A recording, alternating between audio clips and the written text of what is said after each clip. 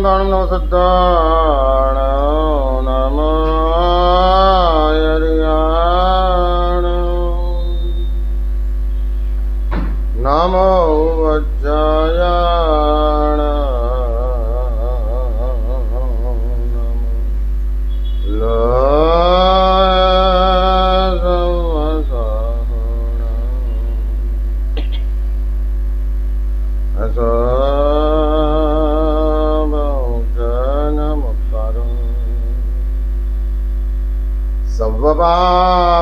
सर्वपावपणासनं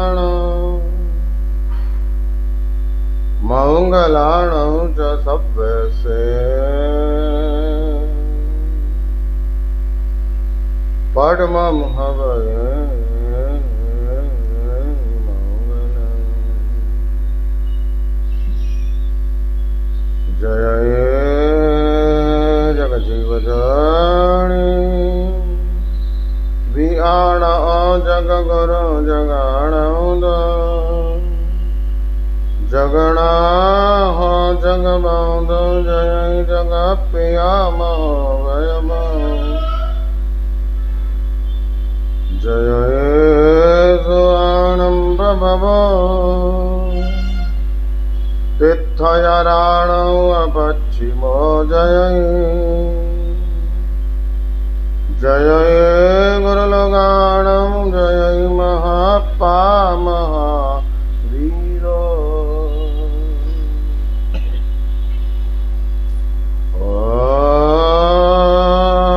ॐ कर्मसंयुक्तं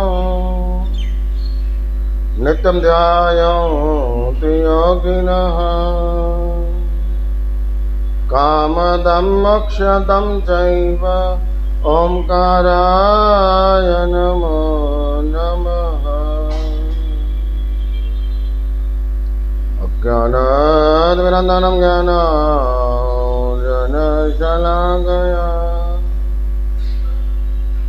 नेत्रमोन्मीलितं येन तस्मै श्रीगुरवे नमः।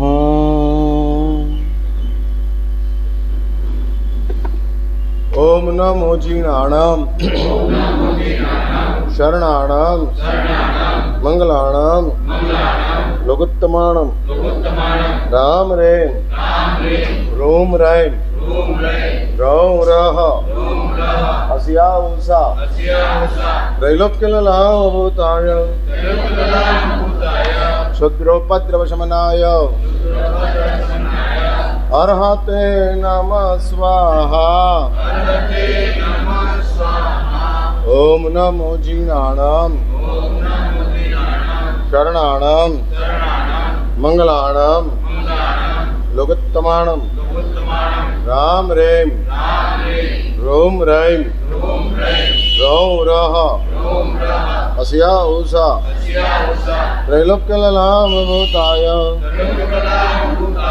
क्षुद्रोपद्रवशमनाय अर्हते नमः स्वाहा। ओम नमो जीर्णाणाम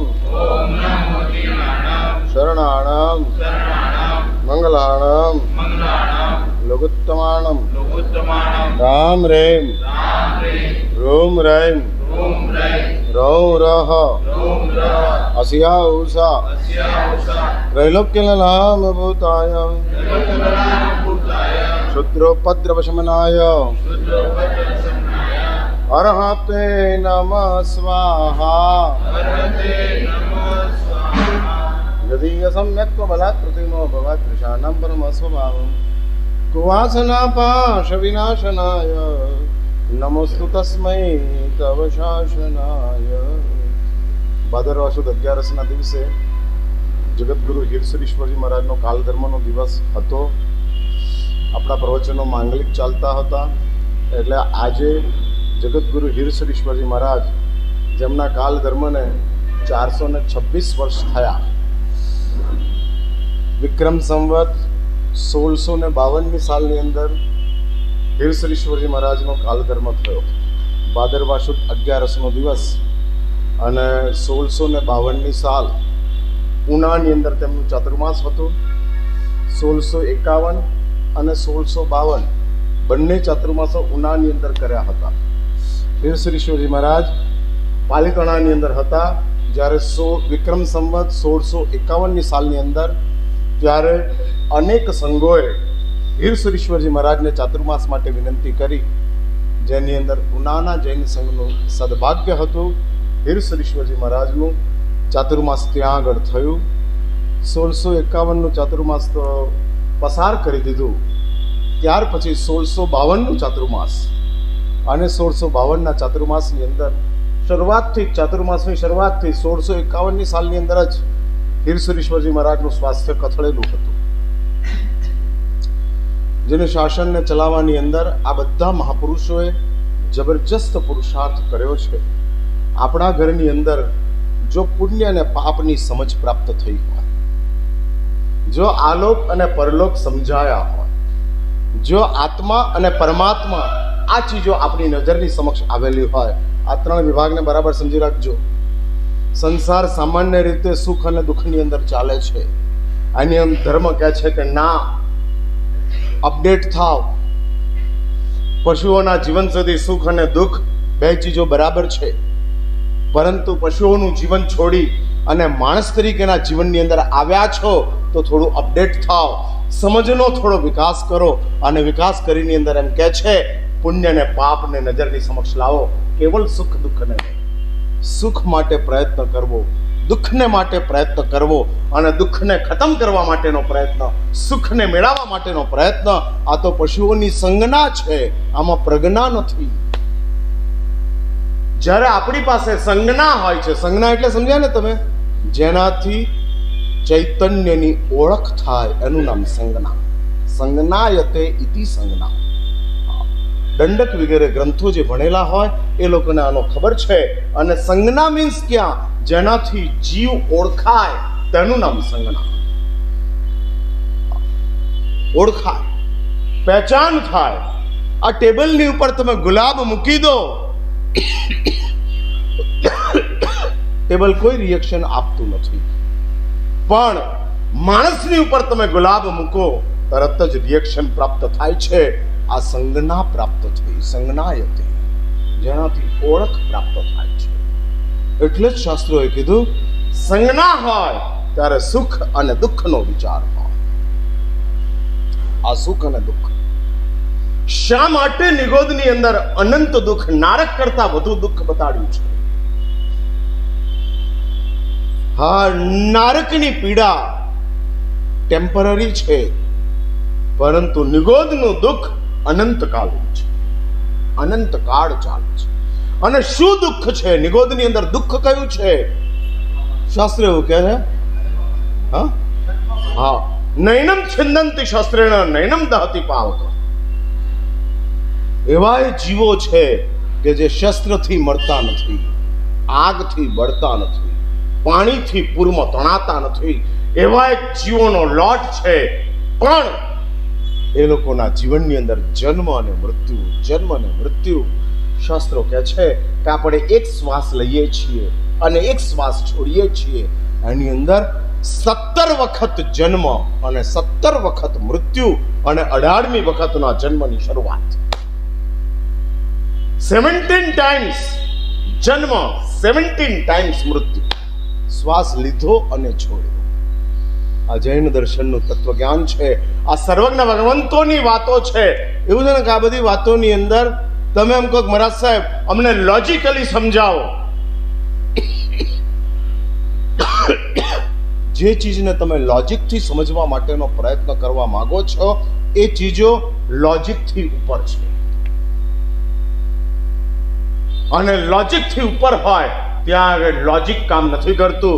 ત્યાં આગળ માત્ર ને માત્ર તમારી સમજ કામ કરે છે.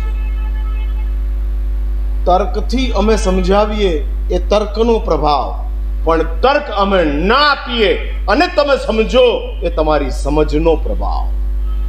આ તમારું અન્ડરસ્ટેન્ડિંગ લેવલ ઉપરનું છે. તર્ક નથી છતાંય તમે સમજો છો. હા, છતાં પણ તમે સમજો છો. લોજિક નથી છતાં. હા, કેટલીક વાર એવું બને, તબીબી સાયન્સમાં એવું કહેવાય છે કે કેટલીક વાર એવું બને કે આમ વાતો કરતા કરતા એકબીજાની સાથે આ વ્યવહાર કરતા કરતા એકાએક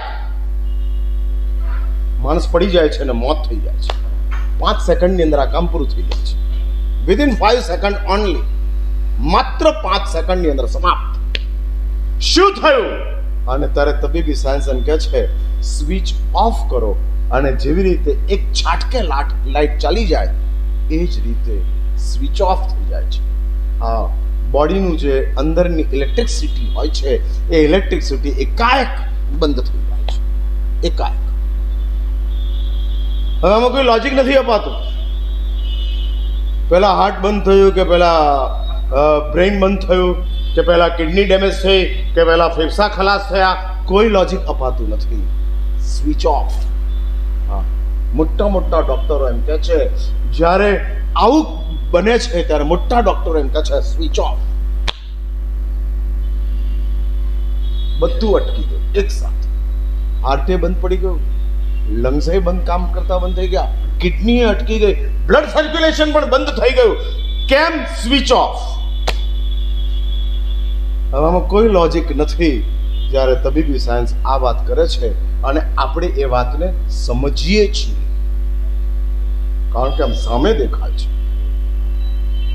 એ જ રીતે આધ્યાત્મિક જગતની અંદર, તત્વજ્ઞાનની દુનિયાની અંદર આપણે તીર્થંકર દેવોને પૂછીએ, સર્વજ્ઞ ભગવંતોને પૂછીએ કે પ્રભુ આવું શી રીતે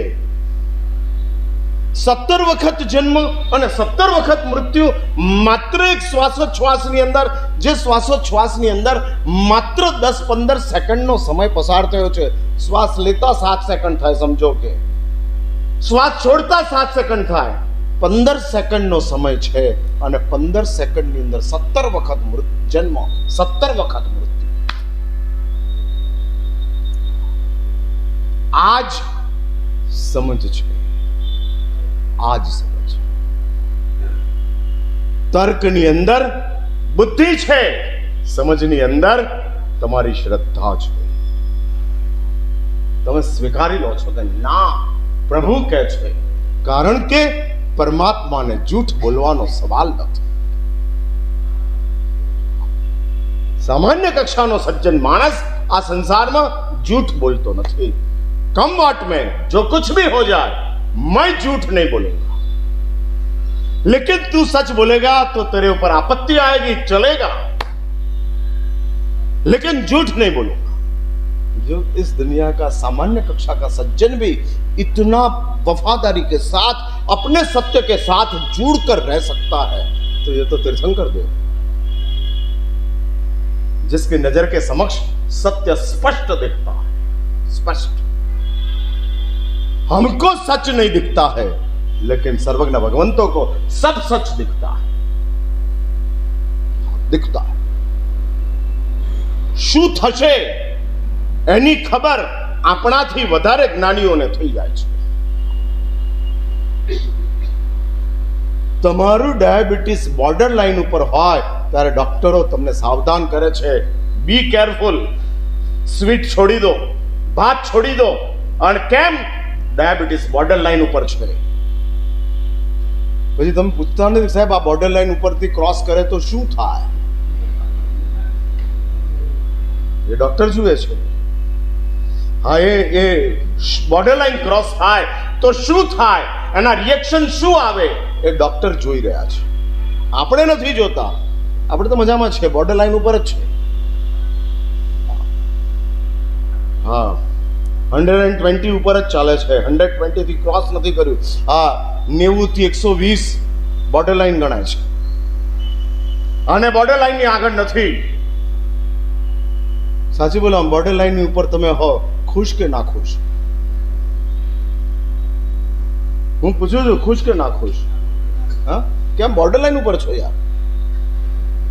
હા હા, તમારું ડાયાબિટીસ ગણાય નહીં, 120 છે ના ગણાય, 125 થાય તો જ ગણાય. એટલે you are in border line.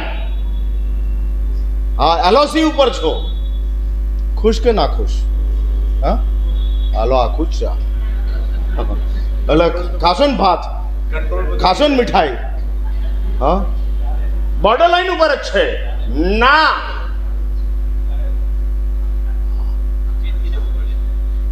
એટલે ચેતો ખરા ને. કારણ કે ડોક્ટરે કીધું છે અને આપણને ખબર નથી આનું રિએક્શન શું આવશે, પણ ડોક્ટરને ખબર છે આનું પરિણામ શું આવશે. જો તબીબી જગતની અંદર બોર્ડર લાઈન ઉપર આવેલી વ્યાધિઓને ડોક્ટરો સાવધાન કરી અને આપણને અટકાવતા હોય, તો સ્પિરિચ્યુઅલ લાઈફની અંદર જ્ઞાની ભગવંતો જુએ છે અને કહે છે કે ભાઈ તને ખબર નથી કે આનું શું પરિણામ આવશે. વી નો, અમે જાણીએ છીએ, માટે અમે તને સાવધાન કરીએ છીએ. બોર્ડર લાઈન ઉપર છો અને આ બોર્ડર લાઈન ક્રોસ થતાની સાથે દુર્ગતિઓ છે, દુઃખો છે, વિનાશ છે. માટે એક્સેપ્ટ કરો. અને માટે તીર્થંકર દેવો કહે છે કે આ સંસારની અંદર જન્મ ને મૃત્યુ, જેને જન્મ પણ દુઃખ, મોત પણ દુઃખ, બંને દુઃખ. એક જ દુનિયા આવી છે, દેવની દુનિયા, કે જ્યાં આગળ જન્મ દુઃખ નથી પણ મોત ભયાનક દુઃખ છે. બાકીની તમામ દુનિયાઓની અંદર જન્મ દુઃખ, મૃત્યુ પણ દુઃખ. હા, મોતના દુઃખને આપણે લોકો સમજ દ્વારા સમાધિની અંદર ટ્રાન્સફર કરીએ એ આપણી સમજ છે. હકીકતમાં મૃત્યુ દુઃખ છે. જે રીતે જન્મ દુઃખ છે એ રીતે મૃત્યુ પણ દુઃખ છે. અને માટે શાસ્ત્રો કહે છે કે આ સંસારની અંદર જ્યારે મનુષ્ય જીવન પ્રાપ્ત કર્યું છે અને તીર્થંકર દેવો, ગુરુ ભગવંતો આપણને 3 તત્વો સમજાવતા જાય છે અને કહે છે દોસ્તો, સુખ અને દુઃખથી ઉપર આવો, પુણ્ય ને પાપ. આ સંસારમાં સુખ દુઃખ ઉપરના એક તત્વો છે અને જ્યારે પ્રજ્ઞાનો વિકાસ થાય છે, સંજ્ઞાની અંદર સુખ દુઃખ દેખાય છે, પ્રજ્ઞાની અંદર પુણ્ય પાપ દેખાય છે. પ્રજ્ઞા એટલે સમજ્યા ને તમે? હા, બુદ્ધિ. પ્રજ્ઞાબેન નહીં, પ્રજ્ઞા એટલે બુદ્ધિ. હા, તમારું આમ સ્કિલ ડેવલપ થઈ હોય, ઇન્ટેલિજન્સી તમારી આવી હોય તો તમારી નજર સુખ દુઃખ ઉપર ન જાય. બિયોન્ડ હેપીનેસ, બિયોન્ડ સેડનેસ ઉપર એક ચીજ છે અને ચીજનું નામ છે પુણ્ય અને પાપ. આપણા સુખ કે આપણા દુઃખ એનું રિમોટ પુણ્ય અને પાપની પાસે છે. એનું રિમોટ પુણ્ય અને પાપની પાસે છે. સુખી રાખવા કે દુઃખી રાખવા એ કોણ કંટ્રોલ કરે છે? પુણ્ય અને પાપ. માટે જ પ્રભુ કહે છે સુખ દુઃખથી ઉપર ઉઠો, પુણ્ય પાપ નહીં. પછી પ્રભુ આગળ વધે છે અને કહે છે કે આલોકથી ઉપર ઉઠો, પરલોક નહીં. और પ્રભુ આગળ વધે છે અને કહે છે કે આ સંસારની અંદર જીવન અને શરીરથી ઉપર ઉઠો, આત્મા અને પરમાત્માનું ચિંતન શરૂ કરો. અને આ ભૂમિકા ધુરંધર મહાપુરુષોએ આપણા સુધી પહોંચાડી છે. સાચું બોલો, દુનિયામાં કઈ એવી સંસ્કૃતિ છે કે જેની અંદર સુખ દુઃખથી ઉપર પુણ્ય પાપની વાત આવતી હોય? માત્ર ને માત્ર પરમાત્મા આદિનાથે સ્થાપેલી ભારતીય સંસ્કૃતિ છે કે જેની અંદર આ વાતો ચાલતી જાય છે. અને એ પરંપરાની અંદર હિરવિજય સુરેશ્વરજી મહારાજ થયા, જેનું શાસનના 2548 વર્ષના ઇતિહાસની અંદર 4 ધુરંધર આચાર્ય ભગવંતો દરેક જુદી જુદી દ્રષ્ટિએ વાત કરી શકે. હું મારી દ્રષ્ટિથી વાત કરવા જાઉં છું અને એની અંદર 4 ધુરંધર આચાર્ય ભગવંતો મારી નજરની સમક્ષ આવે છે. એમાં પરમાત્માના નિર્વાણ પછી સૌથી પહેલા એક જૈનાચાર્ય થયા અને જેનું નામ હતું ભગવાન હરિભદ્ર સુરેશ્વરજી મહારાજ. નો ડાઉટ પરમાત્માના નિર્વાણ પછી 1000 વર્ષ પછી, આજથી 1500 વર્ષ પહેલાનો કાળ છે હરિભદ્ર સુરેશ્વરજી મહારાજનો, એટલે 1000 વર્ષ પછી હરિભદ્ર સુરેશ્વરજી મહારાજ આવ્યા છે. એ પહેલા 1000 વર્ષની અંદર અનેક ધુરંધર આચાર્ય ભગવંતો થયા, પૂર્વધર મહાપુરુષો થયા કે જેણે પ્રભુના ધર્મને આગળ વધાર્યો. પણ મારી નજરની અંદર હરિભદ્ર સુરીશ્વરજી મહારાજ 1444 નવા ગ્રંથોનું સર્જન. ગુરુએ આપ્યું પ્રાયશ્ચિત અને સંઘને મળી ગયો મોટામાં મોટો ખજાનો. ધર્મની સજા પણ ફાયદો કરે અને સંસારનો લાભ પણ નુકસાન કરે. પ્રાયશ્ચિત એ આધ્યાત્મિક જગતની સજા છે. હકીકતમાં સજા ન કહેવાય, શિક્ષા છે. શિક્ષાનો અર્થ જ એ છે કે તમને શીખવાડે. ભૂલ કર્યા પછી જે શિક્ષા અપાય છે એ શિક્ષા એટલે શું? શિક્ષણ અને શિક્ષા બે એક સરખી ચીજ છે. હિન્દીમાં શિક્ષા કહેવાય અભ્યાસને, ગુજરાતીમાં શિક્ષણ કહેવાય છે. બંને સંસ્કૃત શબ્દો છે. શિક્ષાનો અર્થ જ જે તમને શીખવાડે. જે તમને શીખવાડે. એટલે કોઈ ખોટું કામ કર્યું અને કોકે તમને શિક્ષા કરી એ શીખવાડે છે કે ભાઈ હવે આ નહીં કરવાનું. એટલે જેલ અને સ્કૂલ સેમ ફ્રીક્વન્સીની ઉપર ચાલે છે. હા, સેમ ફ્રીક્વન્સી ઉપર. સ્કૂલની અંદર ભણાવાય છે, જેલની અંદર શીખવાડાય છે. હા, તે આ ગુનો કર્યો માટે તને જેલ પ્રાપ્ત થઈ છે. દોસ્ત, હવે ગુનો ન કરતો, નહીં તો આ સજા રિપીટ થશે. રિપીટ થશે. અને માટે જૈન દર્શન પ્રાયશ્ચિત, અને એ પ્રાયશ્ચિત હરિભદ્ર શ્રીશ્વરજી મહારાજને મળ્યું.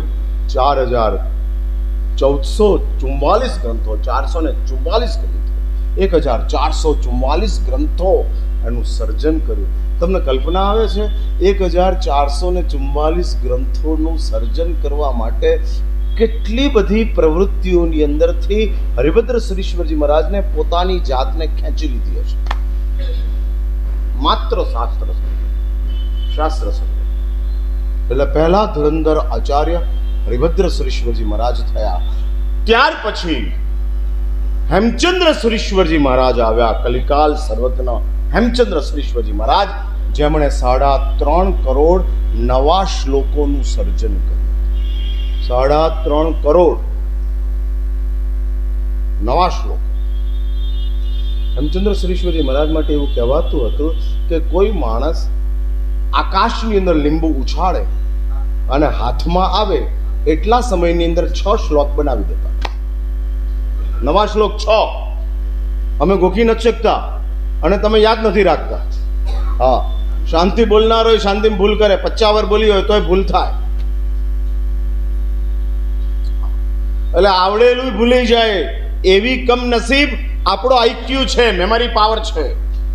આના નવા 6 શ્લોક ખાલી લીંબુ ઉપર ઉછાળે ને નીચે આવે એટલા ટાઈમની અંદર સર્જન કરે છે. હા, હેમચંદ્ર શ્રીશ્વરજી મહારાજ એટલે બીજા આચાર્ય ભગવંત છે. અને ત્રીજા આચાર્ય ભગવંત આવે છે હીર શ્રીશ્વરજી મહારાજ, જેમની વાત મારે કરવી છે. અને ચોથા આચાર્ય ભગવંત આવે છે, નામ લઈ લઉં છું પછી હું હીર શ્રીશ્વરજી મહારાજ ઉપર જાઉં છું. અને એમનું નામ છે હેમવિમલ શ્રીશ્વરજી મહારાજ. જે હેમવિમલ શ્રીશ્વરજી મહારાજે તપાકચ્છની ઉપર આથી લગભગ 350 વર્ષ પહેલાનો સમય છે, હું ભૂલતો હોઉં તો 350 વર્ષ પહેલાના સમયની અંદર તપાકચ્છની ઉપર અન્ય ગચ્છનું જબરજસ્ત આક્રમણ હતું. હેમવિમલ શ્રીશ્વરજી મહારાજના 17 સાધુઓની અંદરથી 13 સાધુઓ પાગલ હતા. એટલે કોક મંત્ર પ્રયોગ દ્વારા, મેલી વિદ્યાના પ્રયોગ દ્વારા 17માંથી 13 પાગલ. તમે કલ્પના કરો એ ગુરુ 13 પાગલ શિષ્યોને કેવી રીતે સાચવતા હશે, કેવી રીતે બચાવતા હશે. અને તે વખતે હેમવિમલ શ્રીશ્વરજી મહારાજે મણિભદ્રજીની આરાધના કરી આગલોડની અંદર. અને મણિભદ્રજીની આરાધનાની અંદર હું ન ભૂલતો હોઉં તો 275 છઠની અઠમની આરાધના કરી અને મણિભદ્રજીને સાક્ષાત કર્યા. અને તે વખતે માણિભદ્રજીની પાસેથી હેમવિમલ શ્રીશ્વરજી મહારાજ વચન લે છે કે તપકચ્છના શ્રમણ અને શ્રમણી ભગવંતો, શ્રાવક અને શ્રાવિકાઓની તમારે સુરક્ષા કરવા. અને માણિભદ્રજી વચન આપે છે. ત્યારથી તપાગચ્છના અધિષ્ઠાયક તરીકે માણિભદ્રજી ડિક્લેર થાય છે. અધિષ્ઠાયક એટલે વોચમેન. હા, અને વોચમેન તરીકે સામે માણિભદ્રજીએ એક શરત મૂકી કે તપાગચ્છના જે આચાર્ય બને એ આચાર્ય ભગવંતે મારી પાસે આવી, એટલે મારા તીર્થમાં આવી અઠ્ઠમ કરી શ્રીમંત્રની આરાધના કરવી પડશે, અને એ આરાધના કરશે ત્યાં સુધી હું તપાગચ્છની સુરક્ષા કરતો રહીશ. એટલે ચોથા હેમવિમલ શ્રીશ્વરજી મહારાજ, હીર શ્રીશ્વરજી મહારાજ, જે આજથી 426 વર્ષ પહેલા કાલ ધર્મને પ્રાપ્ત કરે છે. મહાપુરુષોનું મૃત્યુ કેટલું બધું અદ્ભુત હોય છે. ભાઈ, આપણે બધાએ આ ચીજની ઉપર કોન્સન્ટ્રેટ થવાની જરૂર છે. જન્મી તો ગયા, જીવી પણ લઈશું, પણ મૃત્યુ વખતે શું થશે? બી સિન્સિયર. બી સિન્સિયર. હમણાં જ મેં વ્યાખ્યાનની અંદર કીધું, એક જ સેકન્ડની અંદર સ્વિચ ઓફ થઈ જાય છે. સ્વિચ ઓફ થઈ જાય છે એક જ સેકન્ડની.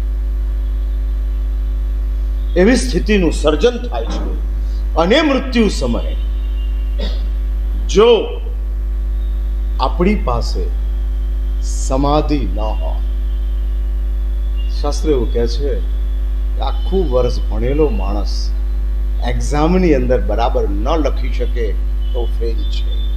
એમ આખી જિંદગી કરેલો ધર્મ મૃત્યુના સમયે જો જાગૃતિ ન રહી, ફેલ છે. હા, ફેંકી દેશે દુર્ગતિઓની અંદર. એકવાર તો જવું જ પડશે. હા, જવું જ પડશે. કેમ? મૃત્યુના સમયની અંદર સમાધિ ન. અને આ મહાપુરુષો કેટલી બધી ઉત્કૃષ્ટ સમાધિ સાથે, કેટલી બધી ઉત્કૃષ્ટ સમાધિ સાથે. હું એમના જીવનની ઘણી બધી વાતો છે, વધારે લેતો નથી, કારણ કે મારી પાસે ટાઈમ લિમિટ છે. અને ટાઈમ લિમિટની અંદર જ, જો કે હમણાં જ 9:45 થઈ ગયા, પણ 9:25 ચાલુ કર્યું, એટલે ફરી પાછો 5 મિનિટ ચલાવું છું. એટલે ઉપરથી નીચે ઉતરતા જ મેં કીધેલું કે 2માંથી એક ટાઈમ ફિક્સ રાખો. કાં બેસાડવાનો ફિક્સ રાખો ને કાં ઉઠાડવાનો ફિક્સ રાખો. ઉઠાડવાનો મારા હાથમાં છે એટલે હું ફિક્સ રાખીશું. બેસાડવાનો મારા હાથમાં નથી. મૌલીભાઈ મેં તો મને કે મારા સાહેબ 9 વાગે આવીને બેસી જ જવાનો, કોઈ હોય કે ના હોય. હું એવી રીતે ઉતરતો નથી. ઘણા એવા મહાત્માઓ છે, બહુ ઉદાર છે, મારા કરતા વધારે સમજદાર છે, કે ઉતરી જાય, બેસી જાય, પણ હું એટલો ના સમજ છું કે હું એટલો આવતો નથી. એટલે હું જે આ હીર શ્રીશ્વરજી મહારાજના જીવનની બહુ અદ્ભુત વાતો છે. આજથી 426 વર્ષ પહેલા જ આ મહાપુરુષ થયા. માત્ર 426 વર્ષ પહેલા. અને એ મહાપુરુષ જાણે જૈન સંઘની ઉપર જેમનું એક ચક્રી શાસન ચાલતું હતું. જ્યાં સુધી હીરશ્રીશ્વરજી મહારાજ હતા ત્યાં સુધી સમગ્ર તપાગચ્છની અંદર એક જ આચાર્ય હતા, અને માત્ર હીરશ્રીશ્વરજી મહારાજ. હા, બાકી કોઈ નહીં. બાકી એમના સમુદાયમાં 2000 સાધુઓના તે ગુરુ હતા, પન્યાસ હતા, ઉપાધ્યાય હતા, આચાર્ય એક જ હતા. આ આચાર્ય એક જ હતા. એવું એક અનુશાસન ચાલતું. અનુશાસનનો અર્થ જ વ્યવસ્થા છે. વ્યવસ્થાનો અર્થ જ છે તમારી આસપાસની અંદર એવા કેટલાક રૂલ્સ ગોઠવાયા છે કે જે રૂલ્સ તમારા માટે છે, ધર્મ માટે નથી. રાતે ન ખાવું એ ધર્મ માટેનો નિયમ નથી, એ તમારા માટેનો નિયમ છે. નથી. ધર્મનો તો નિયમ એ છે કે અણહારી થઈ જાઓ, ખાવાનું જ છોડી દો. હા, એટલે ધર્મ તો સ્વભાવની અંદર જીવે છે. ધર્મ ક્યાં નિયમમાં જીવે છે? ધર્મ તો કહે છે અણાહાર, આહારે નહીં જોઈએ. અને પછી તમે ધર્મને સવાલ કરો કે આહાર ન લઈએ તો શરીરનું શું થાય? તો ધર્મ કહે છે અશરીરી. હા, આહાર ન હોવાના કારણે શરીર ન હોય તો ધર્મ કહે છે ધી બેસ્ટ. અમારે અમે અશરીરી અવસ્થા જોઈએ છીએ. અમે ક્યાં શરીરની આડપંપાળમાં માનીએ છીએ? એટલે ધર્મએ અનાહારને મૂક્યો, ધર્મએ અશરીરને મૂક્યો. હા, એટલે આ ધર્મ છે. એટલે રાત્રિ ભોજન છોડો, કંદમૂળ છોડો, અભક્ષ્ય છોડો, અનંતકાય છોડો. આ બધા કોઈ ધર્મના નિયમ નથી, એ તમારા નિયમ છે. તમે ભૂલી જાઓ. હા, ધર્મ માટે અમે રાત્રિ ભોજન છોડ્યું છે. ના, તમારા માટે. ટ્રાફિક સિગ્નલ, આ રોડ ક્રોસ રોડિંગ છે ને, ઉસ્માનપુરા 4 રસ્તા કહેવાય ને, એ ઉસ્માનપુરા 4 રસ્તા ઉપર લાલ અને લીલા જે સિગ્નલો થાય એ કોના માટે? નરેન્દ્ર મોદી માટે, તમારા માટે? હા હા. એટલે ટ્રાફિક સિગ્નલ તોડો તો નુકસાન કોને થાય? મોદી સાહેબને કે તમને? પણ મારા સાહેબ, દંડ તો અમારી પાસે લે છે. અરે ભલા આદમી, એ દંડ એટલા માટે લે છે કે તું ઠેકાણે આવે. એટલે જેટલા નિયમો ગોઠવાયા છે એ નિયમો તમારા માટે છે, નહીં ધર્મ માટે. ધર્મ તો સ્વભાવમાં રહેનારું તત્વ છે. હા, પૂર્ણ આનંદ એ ધર્મ છે. અને પૂર્ણ આનંદ જેના દ્વારા પ્રાપ્ત થાય છે એ ધર્મના માર્ગ છે. એટલે તમે એટલું કહી શકો કે આ બધા નિયમો એ ધર્મનો માર્ગ છે, ધર્મ નથી. કારણ કે તમારા માટે છે. તમને એના બેનિફિટ્સ થવાના છે. ધર્મને કોઈ બેનિફિટ્સ નથી. માટે જ આવું એક અનુશાસન હીરસરીશ્વરજી મહારાજના સમયકાળ દરમિયાન ચાલતું હતું. સમગ્ર ભારતના તમામ સંઘોના એક જ આચાર્ય ભગવંત હતા, માત્ર હીરસરીશ્વરજી મહારાજ. અને હીરસરીશ્વરજી મહારાજ એનું ચાતુર્માસ 1651 સાલની અંદર ઉના મુકામની અંદર થયું, જે હીરસરીશ્વરજી મહારાજ પ્રચંડ પુણ્યના માલિક હતા. પ્રચંડ પુણ્યના ભાઈ, જન્મથી માંસાહારી ગણાનો એવો એક બાદશાહ હીરસરીશ્વરજી મહારાજના માત્ર સંપર્કમાં આવે છે અને અહિંસક બની જાય છે. જીવનભર માટે નોનવેજ છોડી દે છે. અમારા માટે તમારું રાત્રિ ભોજન છોડાવવું અઘરું છે. હા, અમે નથી છોડાવી શકતા. અને હીરસરીશ્વરજી મહારાજ જન્મથી નોનવેજ ખાનારા બાદશાહ અકબરને એવું કોઈ પ્રેશર કર્યા વિના માત્ર એમનો પુણ્ય પ્રભાવ. औलिया कैसे खुश होता है, औलिया को खुश रखना है, औलिया को खुश करना. औलिया એટલે એ લોકોની ભાષાની અંદર ફકીર, સાધુ. અને વારંવાર બાદશાહ અકબર હીરસરીશ્વરજી મહારાજની નજીકમાં રહેનારા જે જૈન શ્રાવકો હતા એ બધાને આ જ સવાલ પૂછતા હતા. ये औलिया मेरी बात सुनकर गुजरात से आगरा तक आए, मैंने उनके चरणों में जर जवेरात रख दिया. हाँ, धर्म स्थान बनाने के लिए जितनी जगह चाहिए उतनी जगह देने के लिए मैंने ऑफर किया, लेकिन ये औलिया तो कहता हमको कुछ नहीं चाहिए, कुछ नहीं चाहिए. અને મુસ્લિમોમાં એહસાનમંદી ઘણી હોય. જે સજ્જન મુસ્લિમો હોય એ કોઈ દિવસ પોતાના માથા ઉપર કર્જ ન રાખે. હા, કુરાનની અંદર દેવું એ સૌથી મોટું પાપ ગણાય છે. સૌથી મોટું પાપ નહીં, કોઈનું નહીં. એ લોકો જ્યારે હજ કરવા જાય, માથું મુંડાવે અને ત્યારે હાજી બને. હા, હાજી જેમ તમે 12 વ્રત ધારી બનો ને એમ એ હાજી બને.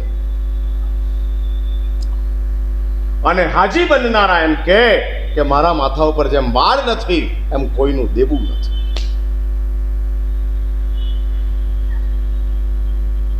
એટલે ધર્મ ધર્મના સ્વરૂપમાં હોય ત્યારે ઈમાન જ શીખવાડે છે.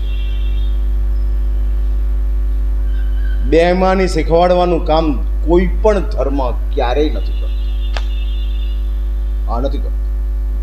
જો ધર્મ પોતાના ધાર્મિક સ્વરૂપની અંદર હોય તો ભલે તે માર્ગાનુસારિતાનો, ભલે તે નિમ્ન કક્ષાનો, હા એનામાં હિંસા હશે, અનાચાર હશે, દારૂ હશે, પણ ઈમાન તો ચોક્કસ હોય અને એ ઈમાનની સાથે ચાલે છે. એવા બાદશાહને વારંવાર પૂછે છે, વારંવાર. અને કોકે એમ કીધું કે આ જૈન ઓલિયા છે અને જૈન ધર્મ અહિંસામાં સૌથી વધારે માને છે. અને પછી તો આ લાઈન લાગી ગઈ, रमजान महीने का 1 महीना कत्ल बंद, पर्यूषण पर्व के 12 दिन कत्ल बंद, અને એમ ટોટલ કરતા કરતા 12 મહિનાની અંદર 6 મહિના સુધીની અહિંસા બાદશાહ અકબર જાહેર કરે છે. એના મૂળની અંદર હીરસુરીશ્વરજી મહારાજ છે. અને આ જૈન આચાર્યોએ લખેલા એમના ગ્રંથોની અંદર નથી, વિદેશી લોકોએ, અંગ્રેજ લોકોએ આ વાતો લખેલી છે, અજૈનોએ લખેલી છે. એટલે હીરસુરીશ્વરજી મહારાજનું જીવન ચરિત્ર હીર સૌભાગ્ય નામના ગ્રંથની અંદર જૈનાચાર્ય સૌભાગ્ય વિમલ નામના ગણીએ લખેલું છે. એ નહીં, અજૈનોની અંદર વાતો આવે છે, અંગ્રેજ લેખકોએ આ વાતો લખેલી છે. આવું પ્રચંડ પુણ્યના માલિક હીરસુરીશ્વરજી મહારાજ જીવનના અંતિમ સમયની અંદર ઉનાની અંદર આવે છે. પહેલું ચાતુર્માસ તો હેમખેમ સરસ રીતે હીરસુરીશ્વરજી મહારાજે પસાર કર્યું. નાદુરસ્ત તબિયત હતી એટલે સુનાના શ્રી સંઘે वही पाछे गुरुदेव ने विनंती करी कि गुरुदेव दूसरा चतुर्मास भी अभी आपका स्वास्थ्य ठीक नहीं है, जंगाबल आपका क्षीण हो गया है, शारीरिक स्वास्थ्य आप बार बार विहार करो उसमें स्वस्थ नहीं रहेगा, पुनः को ही लाभ दो. સાથેના સાધુઓએ પણ આ વિનંતી કરી અને હીરસુરીશ્વરજી મહારાજે બીજું ચાતુર્માસ ઉનાની અંદર રોકાવા માટેનો નિર્ણય કર્યો. અને આ બીજું ચાતુર્માસ શરૂ થાય છે. અને અસ્વસ્થ તબિયત, એ અસ્વસ્થ તબિયતની અંદર હીરસુરીશ્વરજી મહારાજને ઉનાનું મહાજન વિનંતી કરવા આવે છે. હા, હજુ હું આવતીકાલે આ વાતને લઈશ. એટલે આજ અને કાલ 2 દિવસ, કાલ વ્યાખ્યાન રાખવાનું છે ને? ના, એટલે વર્ષી તપનું બેસવાનું છે પાછું, એટલે રાખવાનું હોય તો ચાલુ રાખવાનું, નહીં તો માંગલિક રાખવાનું. હા, રાખવાનું એટલે મારે રાખવાનું એવું નહીં, તમારે આવવાનું.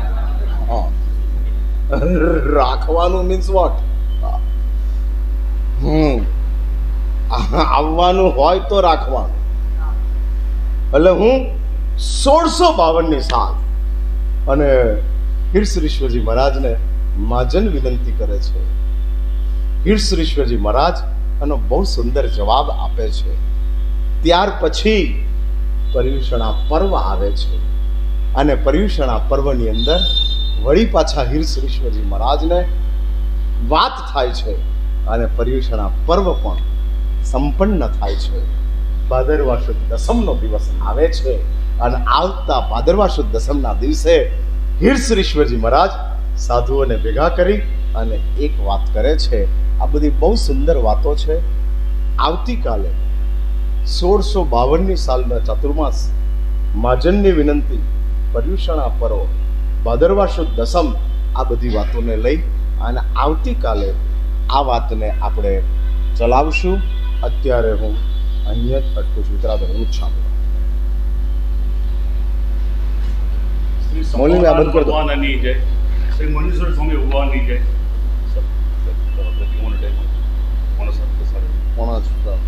સાડા છ કહી દો.